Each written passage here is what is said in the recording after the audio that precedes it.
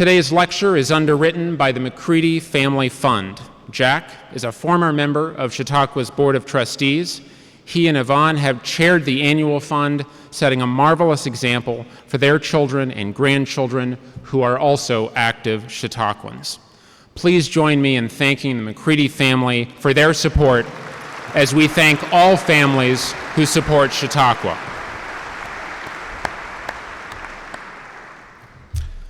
Our guest today is Jesse Schell, a distinguished professor at Carnegie Mellon University's Entertainment Technology Center and the CEO of Schell Games. As a distinguished professor at CMU, Mr. Schell advises on innovative research projects and teaches several courses. His company, Schell Games, is one of the largest independent game studios in the United States, and the team led by Mr. Schell specializes in transformational games that can have a positively impact a person's knowledge or behavior through fun game experiences.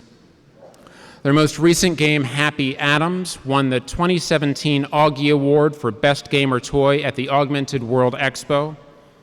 Prior to opening his company and joining the faculty at CMU, Mr. Schell was the creative director of the Walt Disney Imagineering Virtual Reality Studio.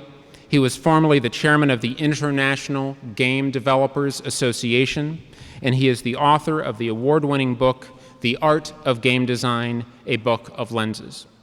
Mr. Schell received his BS from Rensselaer Polytechnic Institute and earned an MS from Carnegie Mellon University. Mr. Schell's lecture this morning will be his first at Chautauqua and is titled New Eyes, How Virtual Reality Changes Work, Play, Art, Life. Ladies and gentlemen, please join me in welcoming Jesse Schell to the amphitheater stage.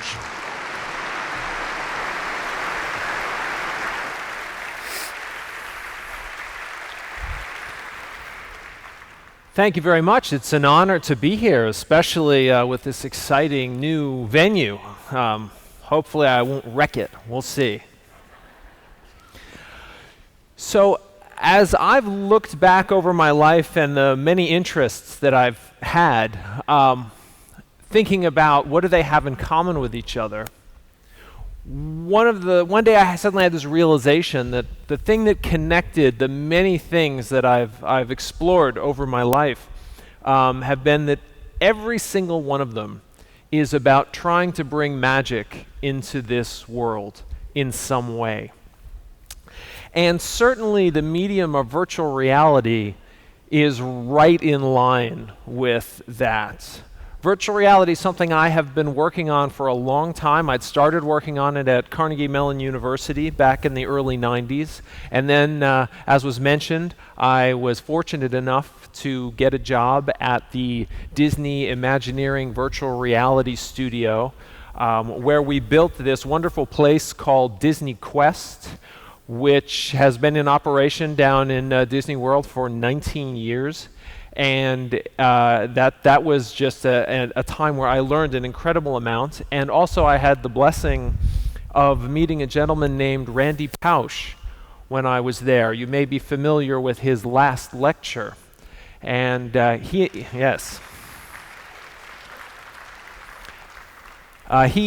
first met him working on Disney Quest when he was doing a sabbatical at the Walt Disney Company, and we stayed in touch over the years. And then in 2002, he invited me to come and teach at the Entertainment Technology Center at Carnegie Mellon.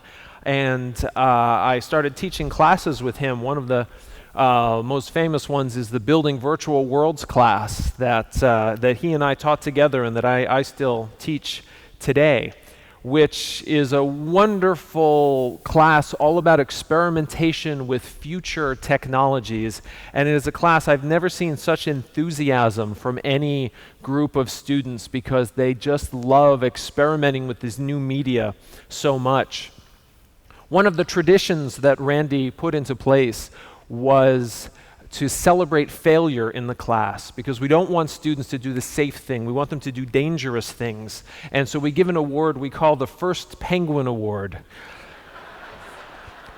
because it's rather dangerous for penguins to enter the water, and so the first one in is always considered somewhat brave. And so when we have some students who jump in and maybe it doesn't go so well, we want to reward that bravery.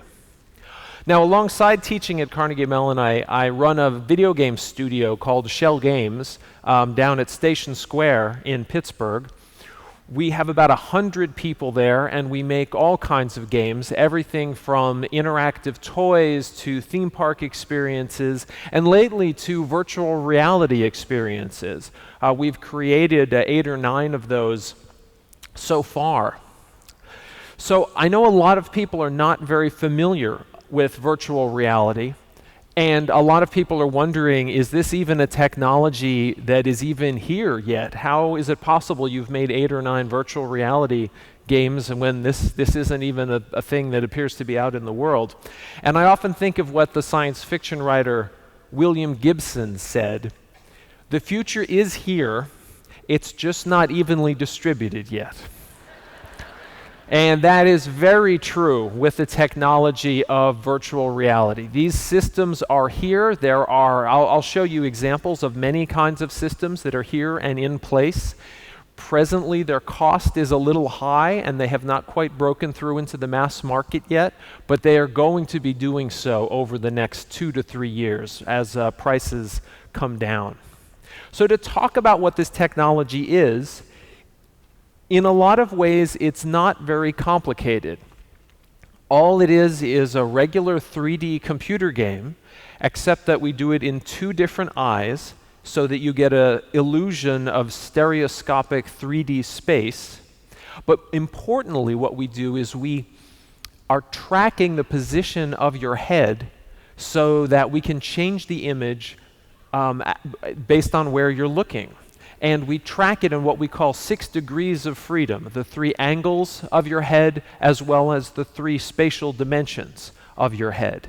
And in doing that, we're able to create an illusion that you are actually in a place, as well as we often track your hands as well as your head so that you can reach out and grab and manipulate the imaginary objects in this imaginary place. Presently, all the ways we do this are what we call parasite systems. We either use a cell phone connected to a box on your face, or we connect to a PC, or we connect to a video game console. Now, this is going to be changing very soon. I want to show you something that Google just announced. There's not a lot here, but it'll give you a little bit of a sense of it.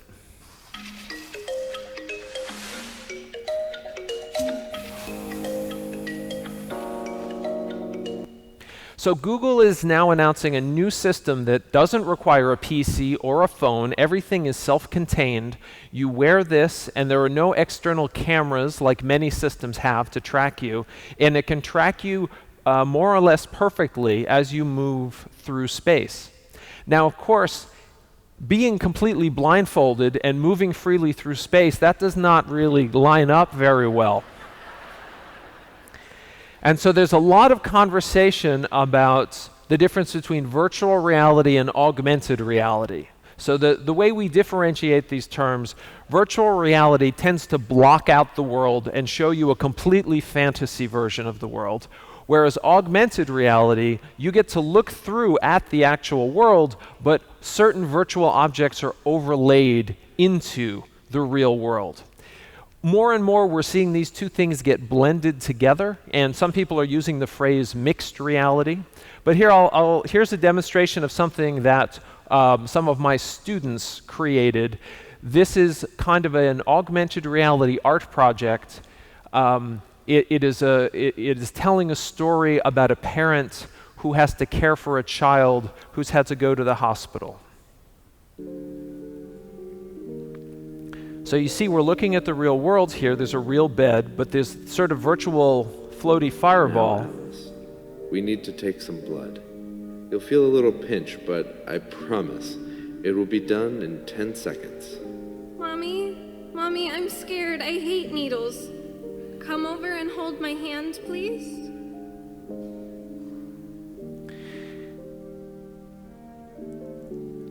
And so the power of a medium like this is that you are looking at the real world, but there are also virtual characters overlaid upon it. And it is hard not to be compelled by it when you wear these glasses and move through this world. So we'll be talking today both about sort of virtual reality systems that completely mask the world and augmented reality systems that blend the real world and virtual items. Now, a lot of people become skeptical about systems like this, and they have a lot of skeptical questions, right? These systems aren't new. We've had virtual reality systems since back in the 90s. And some people are saying it didn't work back then. Why would it work now? And it is true. We had these things back in the 1990s. And they worked to a limited point, but the technology was very limited. It wasn't quite good enough to create the illusion necessary to really make people care. And I like to remind people that technologies don't happen quickly. When you ask most people when television was invented, they usually say, oh, it was somewhere in the 1940s, maybe the late 1930s, something like that. But it's not true. Television is much older than that. Television was first invented in 1884 using a mechanical system called the Nipkow disc. It just didn't work very well. It was there, but it wasn't quite practical. A number of problems needed to be solved before it was practical. And it was 43 years of continuous development before this 20-year-old punk shows up named Philo Farnsworth, who'd figured out a little trick with a cathode ray tube.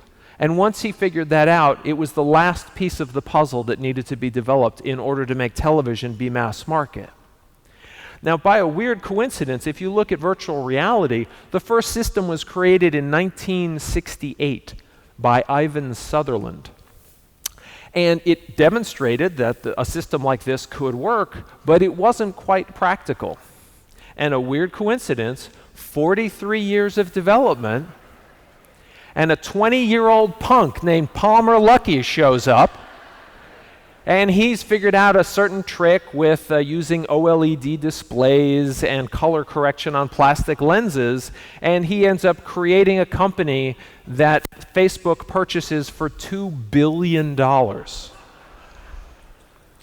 He was still 20 years old at the time of that purchase. He had to wait 6 months before he could celebrate with a beer for his $20 billion purchase. Anyway, another thing worth pointing out, a lot of people say, well, these systems have come out, why aren't they rocketing to success? But no new technology, when it comes out, takes off right away. Even simple things like color television, it takes a while for them to get traction and grow. And we feel like we're seeing the beginnings of that with virtual reality right now. Now, another skeptical question that comes up, people say, now, we heard all this buzz about 3D TV a few years ago, and that didn't do very well. Isn't this the same thing as 3D TV? And I say, no, it's very different than 3D TV. 3D TV promises to, give you a 3D movie experience in your home wearing glasses. But the thing about 3D is 3D for the sake of 3D. We just, as humans, don't care about 3D on its own. 3D is not a new technology. We've had it since 1849. If we really cared about 3D, all of your home pictures would be taken in 3D. Many cell phones have 2 cameras now. They could easily take 3D pictures. We just don't care about 3D for the sake of 3D very much. We like it when we go to a 3D movie, or maybe you go to an amusement park or a theme park ride and they have an exciting 3D display, and that's kind of fun. But 3D on a screen is of limited value. But when you take 3D into the realm of virtual reality, something very different happens. A phenomenon that we refer to as presence. People who engage in a 3-dimensional virtual reality display find that their mind accepts what it is shown as if it was reality. Now, you know that it's not real. You know that intellectually, but your body seems to forget that it's not real. I'm going to show you a video here from one of the VR experiences we created called Water Bears. Here's someone on YouTube showing a demonstration of Water Bears, which is a game all about connecting pipes and filling them with water to help out these little creatures. So let's see, what do we have in the menu? We got some pipes we can use. Oh, look at me go. Let's give him some sweet, sweet lemonade. There ya go. And now he's going to turn red? Yes, he is. Oh man, oh man. And he's going to hit the confetti bubble. Puzzle solved. Use portal to continue. Yes, yes, yes, yes. So you can see this is a game all about moving little pipe pieces around in a three-dimensional space with a virtual table. And in order to think about it, as the puzzles get more advanced, you often walk around the table and to get a better view. And of course, you have to reach down and reach up. And the funny thing that happens is some of the puzzles are quite difficult, and you have to think about them. And so people are building, and they're making, and they're creating. And then there's always this moment as they're thinking where they'll lean over and they'll put their hand on the table and they'll fall because there's no table there, right?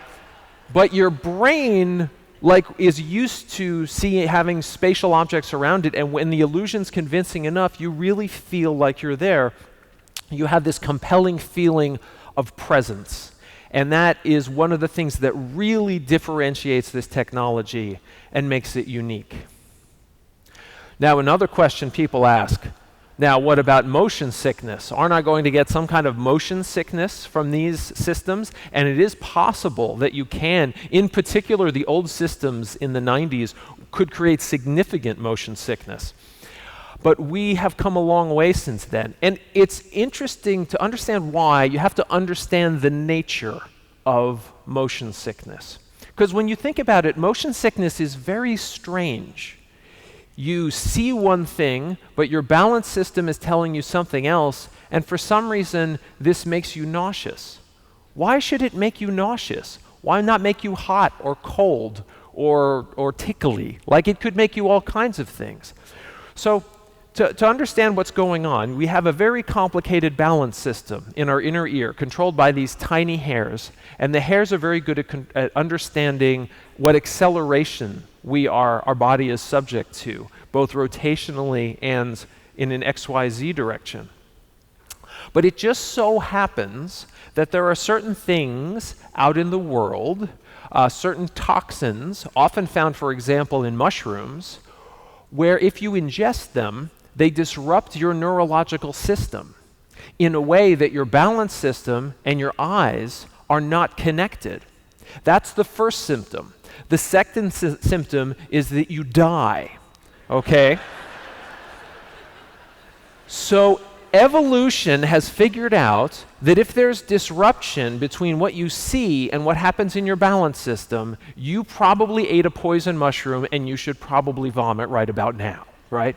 And this is where car sickness comes from, where sea sickness comes from, and simulation sickness can come from that as well. Now, one day, we may be able to eliminate this phenomenon entirely. Some people believe we'll be able to create nanotechnology that will interfere with the circuits in the brain, so we'll be able to control this, kind of the way Dramamine does the same thing. Dramamine tries to target certain areas in the brain and bomb them out so that you don't have that connection. The problem is there is no such thing as precision bombing. And so you can't take Dramamine all the time. So what we've found is that when you have a fast frame rate, we need to draw 90 pictures per second, and we have a certain kind of fast refresh display, and then we limit the amount of virtual motion as opposed to actual motion that you're doing, we're able to create experiences that have no motion sickness whatsoever. And that's been a very exciting breakthrough for us. So now the most important skeptical question, who will actually want to use a system like this? Well, what we're seeing is there are several different uses. One of the main ones is in the realm of what we call enterprise development, big industries and things. I want to show you an example of something created by Finger Food Studios. Across North America, trained agencies are digging into HoloLens developer tools and documentation, creating new models for how we design and build. Now, the way trucks have been traditionally designed, because there's a lot of design that goes into the cab of a truck, getting the right airfoil flow and getting the right look and the right design and everything being sturdy. Traditionally, they're carved out of clay, and it takes months, and it's very difficult and very expensive. With these new systems, they simply take kind of a skeleton truck cab, you put on these glasses, and then you can see not only whatever design elements just overlaid on top of that, but also the airfoil flow and how the air flows all around it. And it's the sort of thing that can save millions of dollars when you're designing something. So certainly we're going to see in the realm of industry, in the realm of architecture, in medicine, to be able to train for surgeries and to be able to visualize certain medical conditions, and certainly in military planning. These are all areas that have used these technologies for years and are continuing to use them now. But one of the big changes in recent years is our ability to use them for entertainment. And we're seeing that on a lot of different planes. One is in the realm of roller coasters. Dozens of amusement parks, literally dozens of amusement parks around the globe have incorporated virtual reality into their roller coaster experience, where the system is getting signals of exactly where you are on the track. So instead of seeing the real world, you get to see an exciting fantasy world that they can change out very easily. Now, these entertainment systems, we have many of them. There are some that we call mobile virtual reality because they tend to work off of phones, and then we have others that work off of PCs and consoles. These tend to be more expensive and higher quality, and they tend to involve hand tracking. Just as an example, I'm going to show you one of the ones that our studio created. It is a sort of a James Bond style experience where you get caught in death trap after death trap and have to find clever ways to MacGyver your way out of it. So here, take a look. Welcome, Agent. This being your first day, we have a lot to cover. You may think you already know what it takes to be a spy, but I wouldn't get too comfortable. You'll need to be quick, clever, and most importantly, inconspicuous, in order to outsmart our nemesis, Dr. Zor. Our previous agents were, well, less than successful. You'll surely be faced with increasingly deadly situations. But with your superior wits and your love for danger, I'm sure you'll be our top agent in no time. But to be perfectly honest, and with all due condolences, I expect you to die.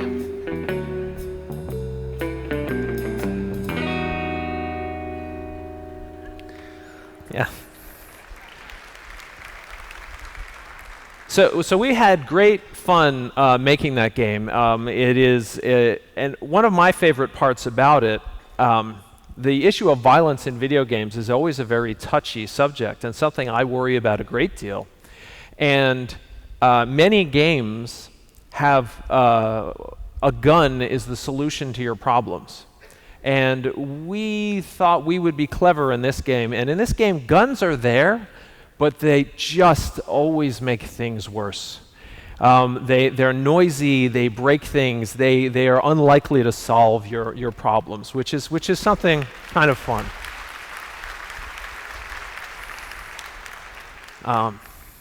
So, entertainment, there are dozens and dozens of entertainment games out now. There are going to be many, many more coming out.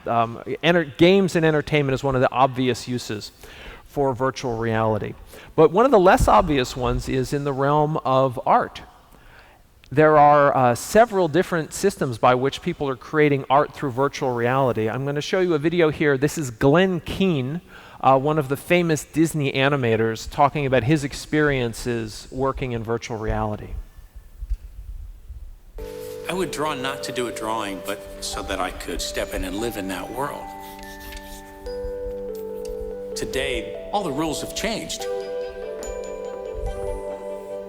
By putting tools in your hand that can create in virtual reality, I can put goggles on and I just step into the paper and now I'm drawing in it. North, south, east, west, all directions are open now. Just immersing myself in space is more like a dance. What is this amazing new world I just stepped into? When I draw in virtual reality, I draw all the characters real life size.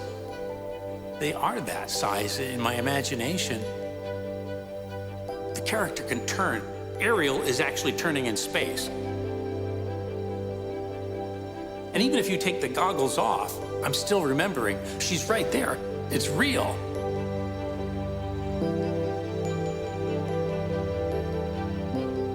That doorway to the imagination is open a little wider. The edges of the paper are no longer there. This is not a flat drawing. This is sculptural drawing. Making art in three-dimensional space is an entirely new way of thinking for any artist. What does this mean for storytelling? So, I love this stuff so much, I'm going to show you more of it. Here's more.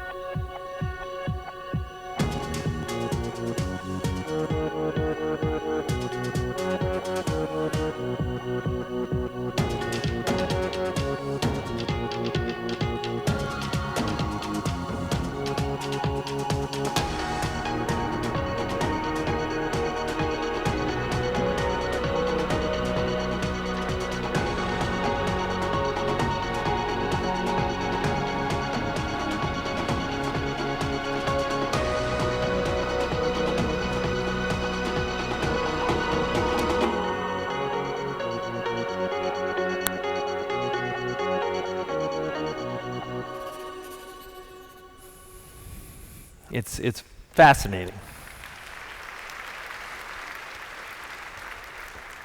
So one area I care about a great deal is the realm of education. And education has just been changing so much in recent years. I remember when I was younger, I really wanted to learn about electronics. It wasn't something taught in school at all. So I went to the library and looked at books, but they were too difficult to understand. I couldn't make head or tail of it. And I talked to friends and nobody knew anything, and my teachers didn't really know much about it. Eventually, a teacher knew a teacher who had taken a mail course, and he lent me a booklet, and after 6 months I was able to learn a little bit. It's so different now. A child interested in electronics just goes to YouTube and here's 200 videos about how to make robots today, right? You can just learn so much. Anything you want to learn, you can learn. But the key is you have to want to learn. It may well be that curiosity is the most important thing in the 20th century. Because when you think about someone learning something new, some new breakthrough happens. You see something you never saw before. There are different reactions. Some people react with fear. I don't like this new thing. I'm not used to this new thing. Some people are apathetic. They just don't care. But then some people are curious about this new thing. And curiosity is very special because curiosity leads to insight. Because when you start thinking and exploring, suddenly you get an insight. And when you have an insight, nature has a special treat for you. Nature gives you the experience called wonder, right? And why do we call it wonder? Because it makes you wonder, right? So if you can get people started on the cycle of curiosity, it doesn't stop, but you have to get them started.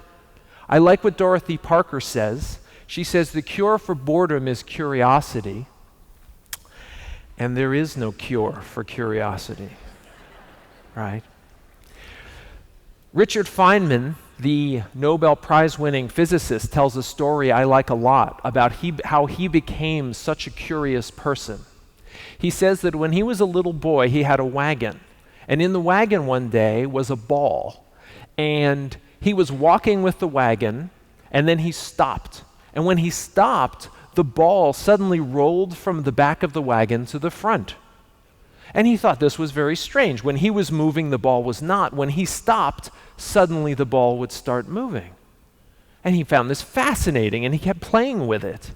And he went to his uncle, and he said, "Uncle, watch this, look at this," and showed him the trick with the ball.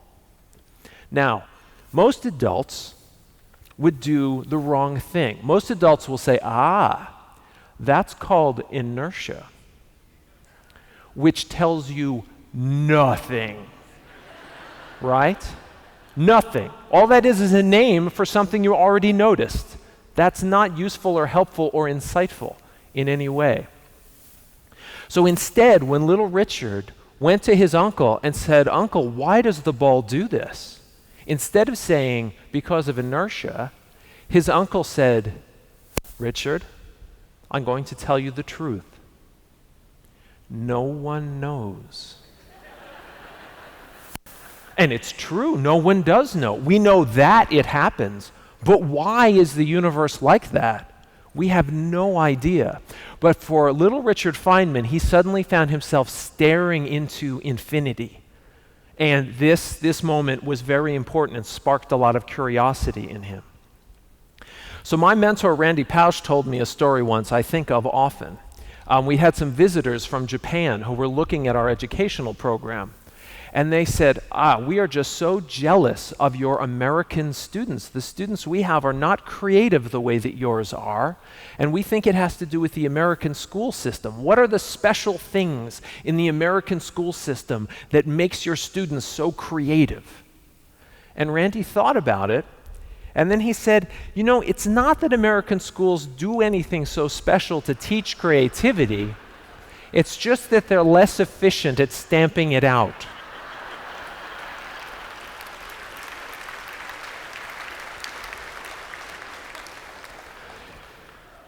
And I find this tremendously important because we don't understand curiosity very well. I've not yet seen a standardized test that measures curiosity. I haven't seen it be a priority for any particular school system. But in the 21st century, we will see the curiosity gap. The children who are curious are the ones who are going to take over the world, and the ones who, for whatever reason, are less curious are going to be left far behind because of these accelerating technologies. And I guess I don't have to tell this audience this, but I always like what Isaac Asimov has to say. Self-education is the only kind of education there is, because when you're curious and you own it for yourself, you own it in a special way. So what does this have to do with virtual reality? Well, a recent survey about what do people intend to use virtual reality for? We all expected gaming would be at the top of the list, but you can see gaming is fairly low on the list. Education is actually above gaming, and if you look at the very top, travel, tourism, and adventure, which are, I think, sorts of education, end up at the very, very top. So in terms of education, we're certainly going to see more and more virtual tourism, the ability to look around and explore places that you've never been to through using filmed 360 cameras. In schools, certainly anything involving geography, social studies that would involve visiting different parts of the world is very well afforded by these technologies. And then things that involve things that are abstract, such as mathematics, instead of having to just think about it and imagine it from the blackboard, to be able to reach out and grab these mathematical forms and shapes with your hands and manipulate them in a direct way is potentially very, very helpful. And chemistry, something that I think about in sciences, anything where you can be hands-on is definitely afforded. I was very inspired by this story about this girl named Clara, who, with the help of her science teacher, who brought in these fancy college-level molecular modeling toys, she ended up discovering a new molecule that he didn't understand, and he took it to his colleagues and they didn't understand it, and it turns out no one had ever thought to build this molecule before, and now the two of them have a scientific paper that they published all about it. And I thought, what if, not everyone can have a great science teacher like that with them, but I thought, what if every child could explore molecular modeling on their own? So let me show you a toy set we're very proud of. Build, scan, and discover the world of molecules with Happy Atoms, the revolutionary chemistry learning tool. The physical and digital chemistry modeling set lets you learn about atoms and molecules in an intuitive, hands-on way. The complete set contains 50 atom models representing 16 elements. The atoms connect easily with magnets to form molecules. Then use the Happy Atoms app on your tablet or smartphone to scan your molecules. The state-of-the-art image recognition technology identifies the molecules that you build and provides detailed information about them. The free app invites you to explore the world of molecules in a fun and engaging way. Thanks. What I like about this the most is that all it takes is about 5 minutes of explanation to get kids started with it. And you don't have to teach them anything about chemistry. They just discover it on themselves. Kids who play with it for 20 minutes, you come back and ask them, so tell me, what atoms are useful? And they'll say, oh my God, hydrogen is so useful. It's everywhere. It wants to connect to everything. And I say, well, what don't you like? Beryllium. Beryllium is the worst. It's so hard to make useful things. Anyway. So right now that uses tablets, but very soon we want to bring it to kind of glasses-based augmented reality. And here's another chemistry-related project we're working on for the classroom. Hello, and welcome to the lab.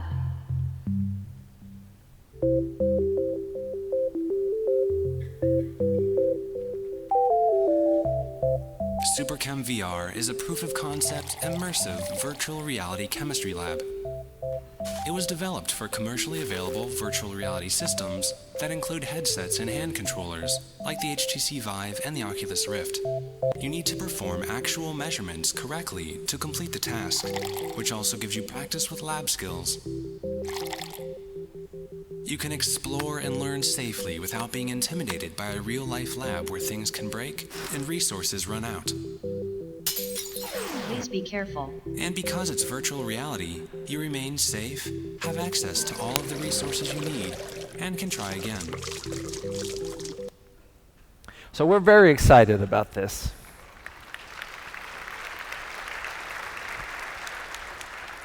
Now, one concern people have with systems like that, again, they're very isolating. You put them on and you can't see anything, but we're seeing, as these technologies start to blend, here's a vision that Microsoft painted of what classrooms might be like in the future. With HoloLens, you could imagine having a class standing around a model, almost like a tour group in a museum, where they're all interacting completely naturally.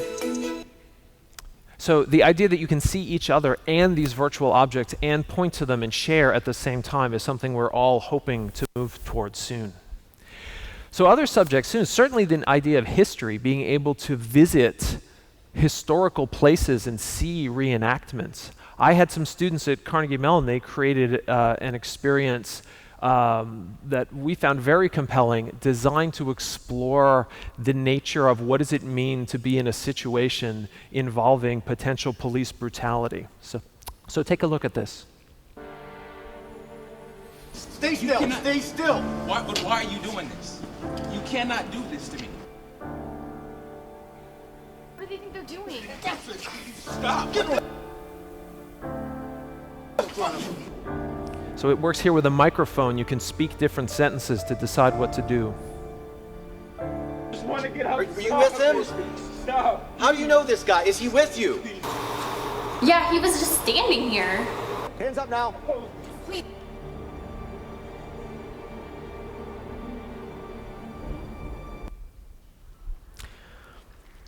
So one thing I can say anecdotally, even though the system has no hand detection, again, people get so immersed. One of the things we see is that black players tend to raise their hands, white players tend not to, whatever that means exactly. Now, this isn't going to happen in schools overnight for a number of reasons. One, the technology is very new. Schools aren't sure what system should they buy, and they probably should be very careful as the systems are going to be volatile and changing for a long time. The technologies right now are somewhat fragile. They're designed for personal use, not for shared use in schools. And you definitely have the issue of how to manage hygiene, right? This is like, imagine a computer keyboard you rub on your face all the time, right? And you have no idea who was wearing this before you. You don't know, right? And of course, schools are slow to adopt new things, right? Television appeared on the scene in the 1950s. It's arguable that television still isn't quite used properly in the schools. So I think we're focusing much more on going directly to the homes, but to the schools when we can, but it's hard to rely on that. So a last area I wanted to talk about that virtual reality is going to make a difference is in the realm of communication. For a medium that's potentially isolating, it might seem ironic that it can be used for communication. But take a look at, here's a vision from Facebook.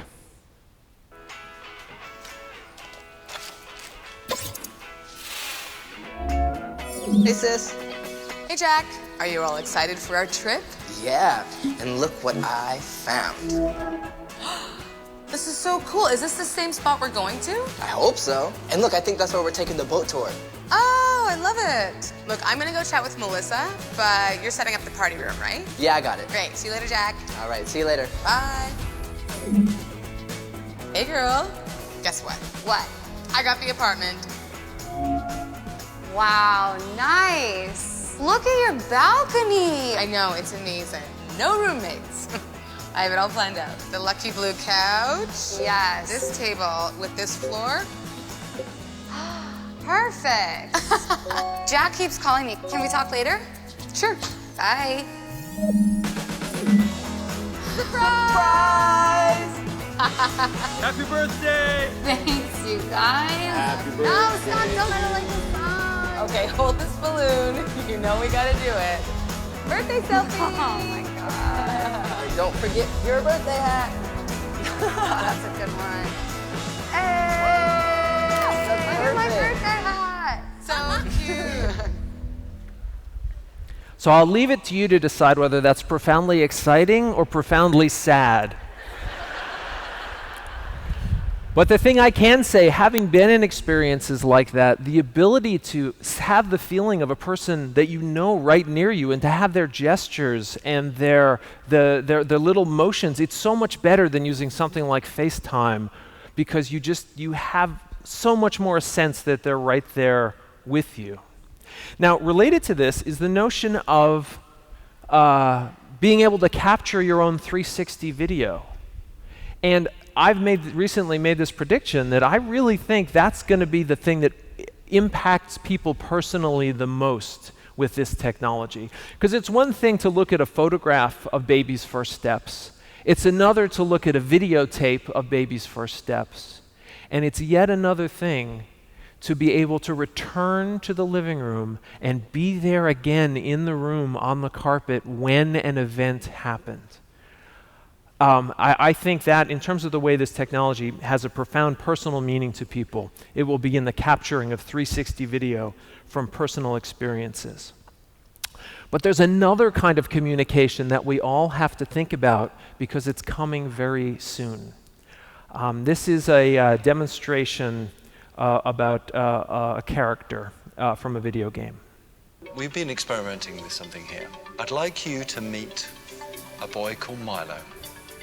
He's a character that can recognize us, he can recognize our faces, he can recognize our voices, he can recognize emotions in us. And this is Claire. She's going to introduce you to Milo. Hiya, Milo. How you doing? Hi, Claire. You okay? Actually, I'm a bit nervous. You? Nervous? I don't believe it. So now this demonstration has a lot of smoke and mirrors in it, but the vision of video game characters that can hear and understand what we say and then form intelligent responses is very close on the horizon. People are already seeing things like Siri and Alexa, and it's remarkable how well they understand the words that we have to say. And there's a lot of work being done to make these responses more and more intelligent. There's a professor at USC, Chris Swain, and he has a very interesting prediction. He talks about the history of film, and he talks about how when films were silent, it was not a medium that was taken seriously. Silent films were a medium for children, a medium for people of low intelligence, not a serious art form. At least that's the way it was considered by most people. And then we had a breakthrough. Suddenly we have the jazz singer. Suddenly film is talking. And we move from a medium that's just a toy and a novelty into something that becomes the dominant medium of our time. The phrase that Chris uses is that film became the literature of the 20th century. And I think that's very true. But then he takes this a little further. He says, what does this have to do with video games?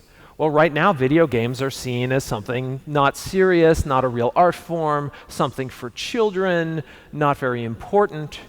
Now, do they need to learn to talk? Well, they already can talk. They probably talk too much, right? But what he argues is that no, we're about to see a profound change, and the change is that video games are going to learn to listen. They're going to be able to listen and have real conversations with us. And once that happens, it is going to elevate as a medium to what he argues may become the literature of the 21st century. Well, that's a bit far out there, but thinking about where this medium is going, I always think it makes sense to think of the children. Do children like video games? Yes, of course they do. But how do they feel about virtual reality? It turns out they like it a lot. An awful lot. And that makes sense because virtual reality is a tool of the imagination. And children have greater imaginations than adults. And so naturally, they can accept these imaginary realities that the medium presents to them much better than adults can.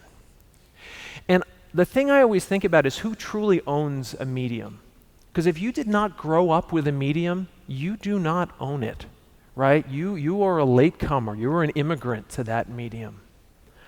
I want to tell you a story real quick. I was visiting a friend's house. He had a new kitchen. He was showing off his new kitchen, and it was very exciting, showing me all the things. And he says, check it out, a stainless steel refrigerator. And I said, wow, that's pretty cool. Do you like it? He said, yeah, it's pretty good, but the problem is you can't stick magnets to it. And I said, that's weird. Stainless steel, you can't stick magnets to it. It's steel, right? How is there steel you can't stick a magnet to? Like it's iron. Iron's magnetic. How is that even possible? And his 10-year-old is standing right there with a phone and pulls out the phone and boop, boop, boop, boop, boop. And he looks at us and he says, stainless steel is infused with nickel, which causes a crystalline structure that interrupts magnetic fields. And I looked at him, I said, is it amazing to you that you can do this? That like any piece of information in the world is just at your fingertips? That anything in the world you can just look and just know? Or do you just think that's ordinary? And he shook his head. And he said, what was it like to live in the age of ignorance?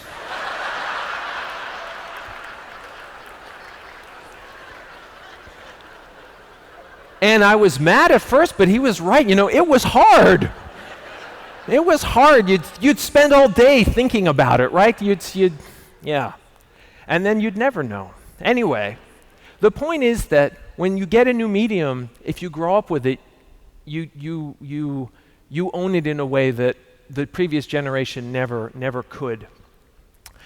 And since children love this new medium so much, we are going to have a generation of children that's going to grow up with it. And when you think about where things are going with artificial intelligence and the advancement of these things, it's easy to imagine a future where children get a pair of magic glasses.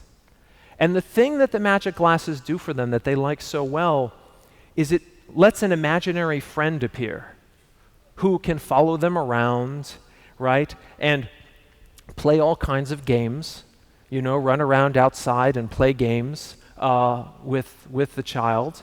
Adults will be embarrassed to do this. We're embarrassed to run around with an imaginary friend, but children will have no embarrassment about this, right? And this friend will play all kinds of games, will be up for all kinds of adventures.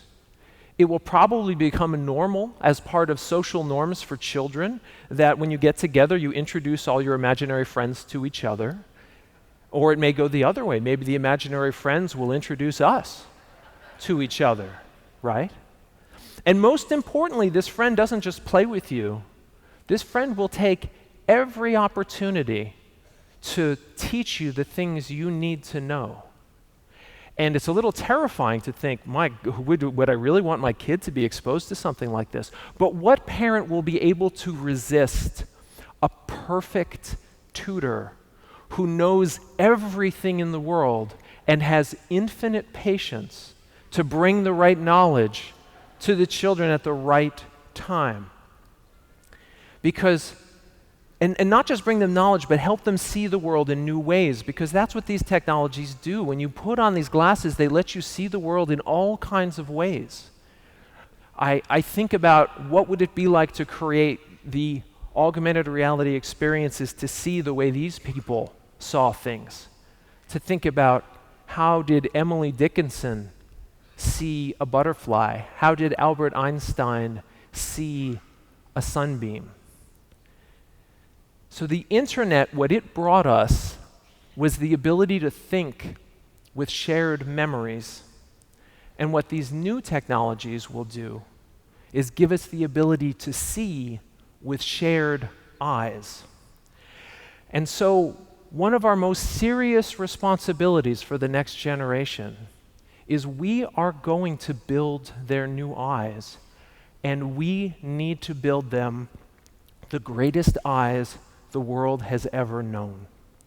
Thank you.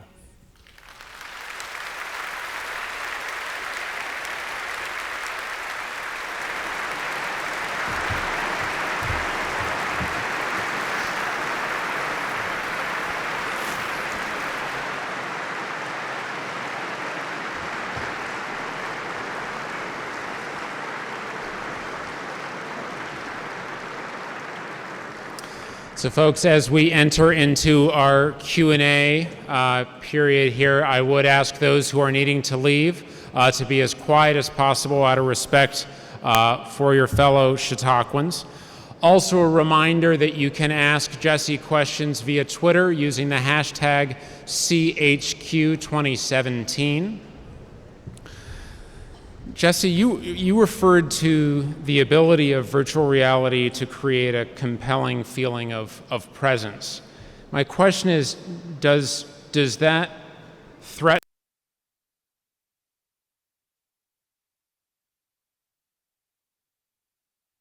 with losing our physical communities, that sense of physical communities, as our presence in virtual communities grow? This is a very complicated question. On one level, it seems obvious that if you spend your time in virtual reality experiences, that it may cause a dissociation with the real world. But on the flip side, the question is, what is the alternative? If the alternative is that you're going to spend your time looking at Facebook pages in a world that is completely divorced from any kind of physicality, it may be that being in a world that has virtual spaces may actually be closer to the real world. We've already seen a lot of examples of people who have trouble interacting in the real world. People with autism, for example, finding video games and virtual reality systems good practice and good training to interact in the real world. So this is a complicated question that we're going to need to explore. Absolutely. How might virtual reality be used for people to sense presence of the sacred? Oh, this is a very exciting question, right? Now,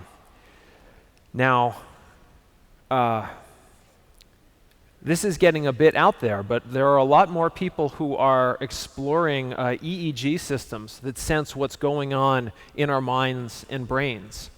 And some of those experiences have been able to, you're certainly able to sense things like a meditative state, and some people have experimented with the ability to sense certain spiritual states.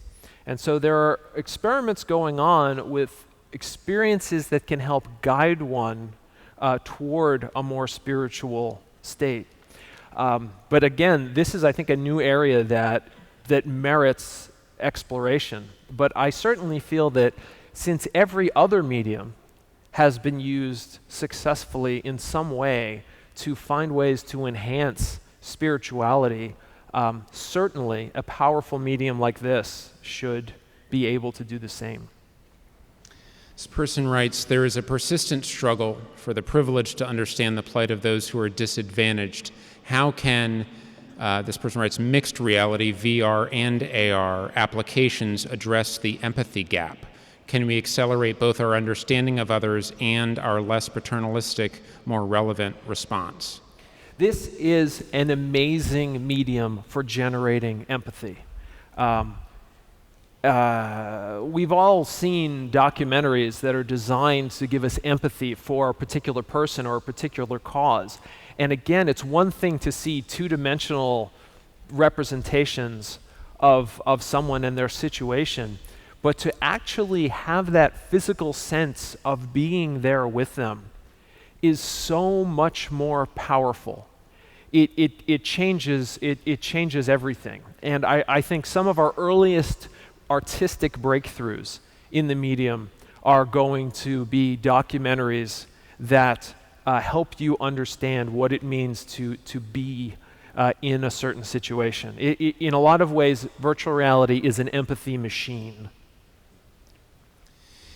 One question from Twitter, is anyone working on using VR for those with dementia or Alzheimer's?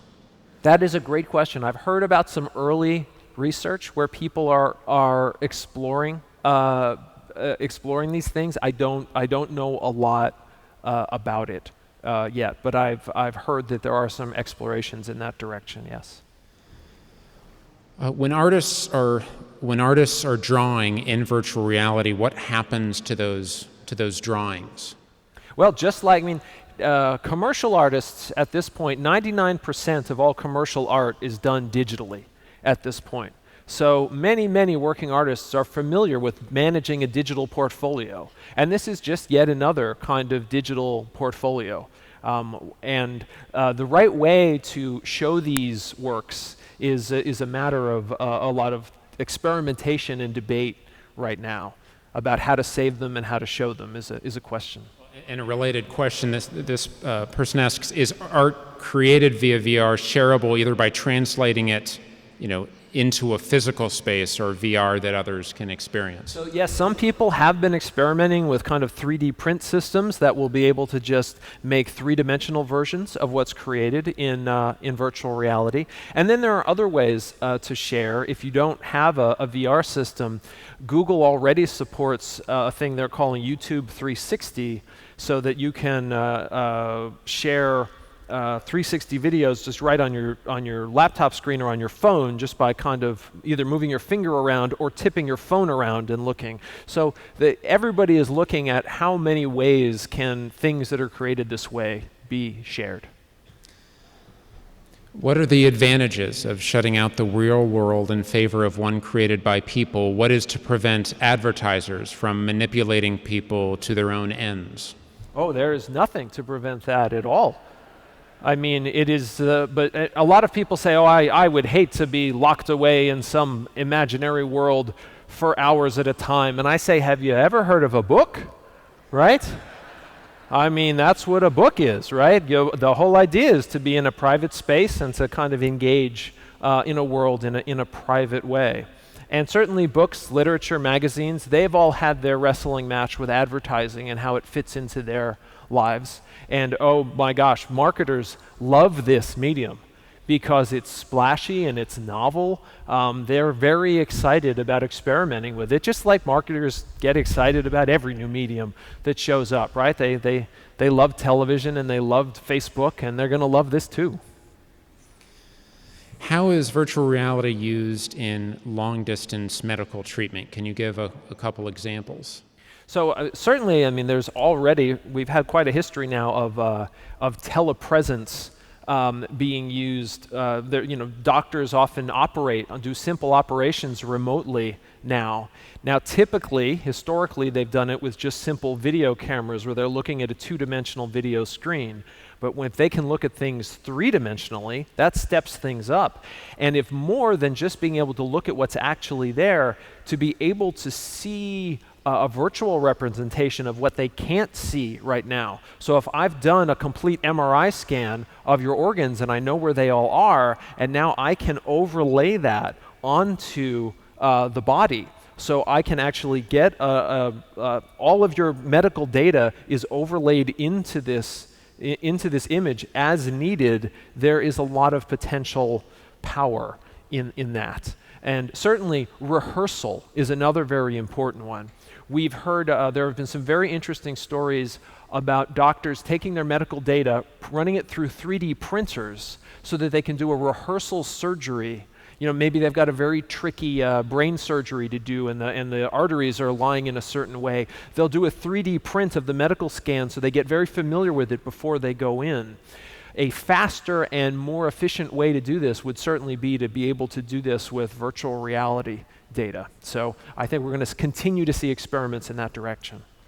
We have a couple questions related to health concerns. One person identifies themselves as a pediatrician who's read that VR may not be good for kids and asking about the risk. Someone else asks about long-term effects of an electromagnetic field so close to the brain with a VR headset. Right. So these are very fair questions. The long-term effects on the eyes is something that we don't know a lot about. It's like when television was introduced. No one quite knew what's this going to do for your eyes. There are probably a lot of people who remember here, like, don't sit any closer than 6 feet to the television. It'll damage your eyes, right? And now all of us walk around like this, right? All the time with the television 6 inches from our eyes. We don't know. I can tell you what we do know. So we opened Disney Quest at Disney World 20 years ago, and we've been having virtual reality systems in there for all of that time. We've never come near anything that seemed like a problem, but on the other hand, people were typically using those systems 10, 15 minutes at a time. The question is, what if you're doing this for hours at a time? On some level, there's some evidence that suggests that it should be quite safe because the way the lenses work, they create virtual imagery that has you focusing out at a natural distance of 6 feet or so, as opposed to something like reading a book where your eyes have to strain because they're focused so close, so unnaturally close. So the early evidence points to the idea that it is safer than reading. Certainly not as good for your eyes as being out in the world and doing out in the world things. It appears to be safer than reading, but there may be aspects of subtlety that we don't understand yet. For this reason, most people manufacturing these systems generally say, please do not use this for children less 6 years and under because we don't know enough yet. And others are saying don't use it for 13 and under. But again, this is largely for legal protection. We certainly have no evidence yet of what's harmful. But certainly, with anything new, using it in moderation seems to be the wise thing to do. Who determines the ethical stances of those virtual imaginary friends? Are you working with ethicists or theologians? So we haven't been making VR experiences much for children yet, any more than we do with typical video games and things. So just like authors, just like people making video games or television entertainment, it really is mostly the marketplace that decides what is and isn't okay, for good or for bad. And then beyond that, it's very much up to the creators in terms of what they feel is the right thing to create. This person writes, we already have diversity of thought on the internet and we've become more polarized. How do you see this changing with virtual reality? That's an excellent question.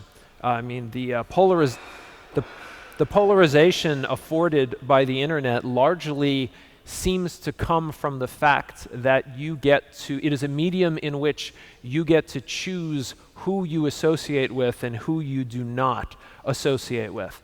To the extent that virtual reality uses these same social networks, then all it will do is enhance that phenomenon.